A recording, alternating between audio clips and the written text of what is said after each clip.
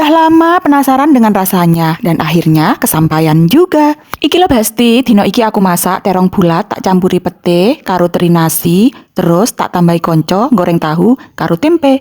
Baru pertama kali iki Bes aku masak sing jenenge teri nasi. Sering nontoni video masak-masak, masake dicampuri teri nasi. Lah terus aku penasaran, piye yo rasane teri nasi iku? Adakah yang sama seperti saya Besti? Belum pernah maem teri nasi?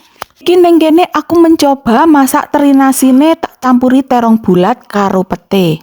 Bumbune gur tak wehi brambang abang, brambang putih, lombok abang, uyah karo micin. Ngono tok wis. Yo sing penting pedes ngono Bes, lomboke sing akeh. Masak opo ae sing penting pedes. Wis bagiku terasa nikmat. Iki bumbune sing merah merona wis mateng Bes, terus tak cemplungno terong bulate karo petene. Terong bulat cilik sing bermotif lorek-lorek ngene iki menurutku rasane lebih manis dibanding dengan terong yang lain. Iki Besti, bahan masakan sing wis suwe tak penasari rasane tak cemplungno pisan.